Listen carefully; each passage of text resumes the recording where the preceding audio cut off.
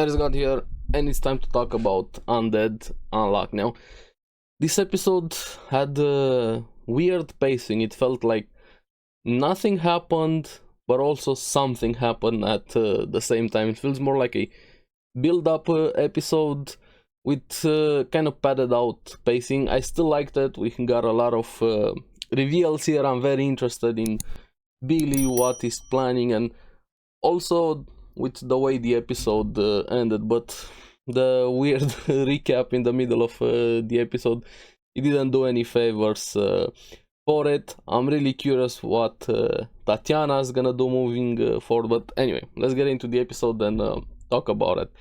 Apparently, seems the organization that Billy is leading with Rip and the others, they don't really have a common goal, more like they're working together for their benefit, so to say. You're gonna help me do this, I'm gonna help you do the other things. It seems like Rip wants something else, putting some pressure on Billy. They're testing each other out, and it seems like killing God is not their final objective. So there's something more we're missing out with them, and also what's happening with Union and the world, the overarching everything that has been going on so far. But beyond that, we have the episode picking up straight from last week. We have the entire Union going after Billy, trusting Andy and Fuko to go after him, using the Unluck, preparing everything there. And what I liked was Andy saying, also having his own questions, wanting to find out more about their goals, everything they have been doing, why they have been doing this. But first of all, the most important thing he wants is to punch Billy for Tatiana, for making her cry, and then talk. I don't know if can they even talk to Billy, reach an understanding. I think he's a bit way too adamant about what he's trying to do. I like Billy, I like characters like this, but I hope we're gonna find out more about his motivations and his actual goals. But during the chase here, Billy versus Andy and Fuko, have him using Injustice there, but thanks to Fuko and Andy, they're able to bypass it a bit in a way with him using his head as a projectile, getting beheaded there and launching himself at Burn straight into its mouth, having the Unluck from Fuko. Causes electric cables to go off on Burn. They're slowing it down at least a bit until they can slow it down even more with cooling, freezing it. Basically, that's not gonna last out for long, but at least they bought some time. This is what I'm talking a bit about the pacing. It felt fast and slow at the same time. Like a lot of things are happening, but also nothing was happening with everything. But like how they handle to slow down Burn, that huge unbreakable pile cannon goes through them. That was aimed at Andy. That's why it didn't really work properly against Burn. They weren't able to get Burn's core. They're just using everything they could to slow it down at least. The pile cannon went after Andy. That's why it was the Unluck there. It looked cool. Also, like Chikara helping with his powers, stopping the bleeding there on Juicy's wound. Now, Tatiana has a lot of things to figure out. She goes missing for a bit. We see her towards the end of the episode. And I'm glad we got the satisfaction there. Andy being able to punch Billy for Tatiana, and even more respect for him. Even Billy respects Andy for how he has been using his power, because Andy actually feels pain, like the pain from everything here. Even Billy saying, I thought your pain is gonna be dulled. He starts copying his power again, heals himself after that punch that kind of broke his neck there, being impressed by him. And this is one of the best things with Undead Unluck, the power system, everything, but the ingenuity to it. We have seen, or at least I have seen, a lot of anime with regen powers, like impressive regen, like instant regen, but this is the first time I have seen it being used like this. Bullets, launching parts of yourself, regening, flying through your blood, and everything so far. It's very ingenious way to use something as simple as just super mega regen here. But also what I liked was that Rip was standing on the sidelines, not jumping in for the fight. I still don't know how he got resurrected, why he's a kid. Maybe we're gonna get some answers later on there. Then we have the Billy versus Andy fight. Billy using top speed to overwhelm a bit Andy, and he kicks Andy quite hard, but Andy still had the reaction speed to cut Billy's leg. Of course they regen thanks to his power, but this is where we see the weakness in fights, and I don't know how they're gonna be able to handle it. Sure, Fuko trained, but when you have an opponent like this, he's just gonna do this every time when Andy and Fuko are fighting together.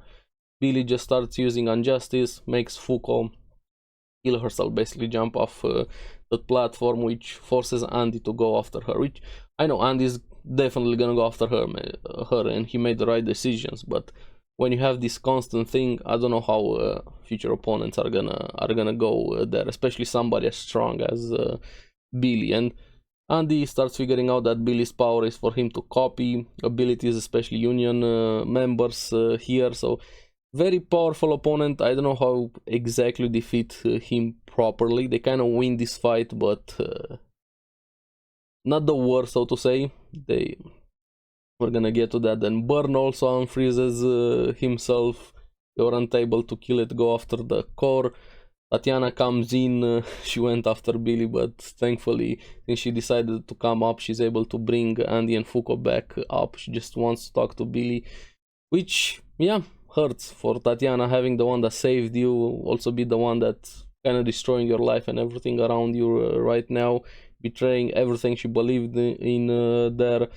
The best question comes from Juice, asking Tatiana, do you still have feelings for Billy? And saying the entire operation depends on your answer there. Now, finally, them getting to the surface, Tatiana goes in asking him, why did you betray us? As long as gods and rule exist, the world will be unfair. Now, these are just kind of nuggets. Still don't know fully his motivation here with Billy. That's my biggest question right now. And of course, what exactly is their goal after killing God? What can you even do more after that? Maybe take over the world? I have no idea. But hey, at least it's a hook, something to keep it even more interesting there. Now we have him just being blunt, saying you don't matter.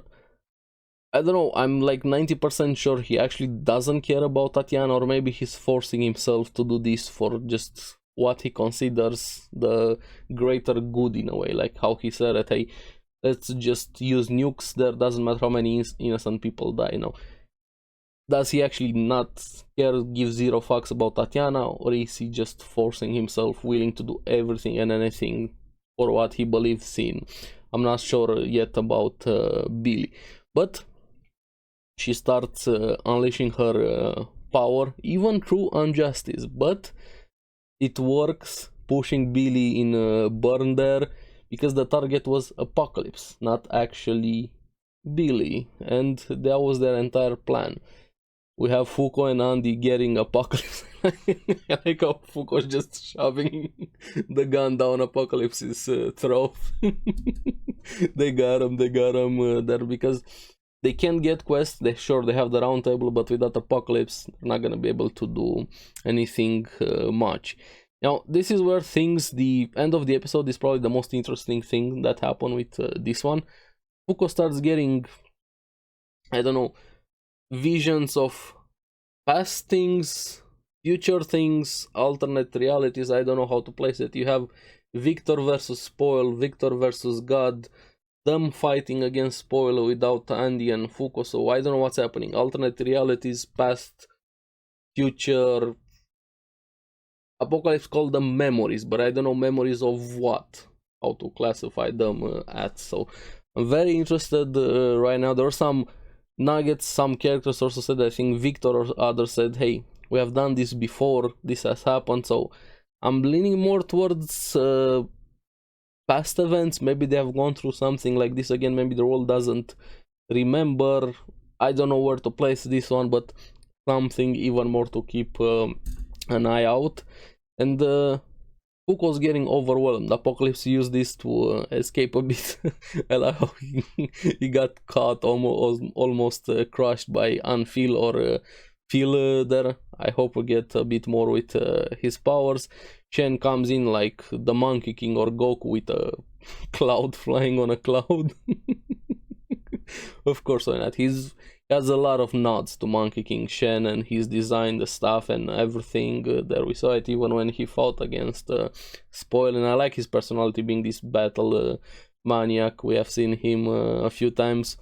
But Billy, let's go. He's willing to accept this win / sort of defeat at the same time, so willing to let go of Apocalypse, saying he's just gonna get him at the same time when they need it, so he's gonna come back after it.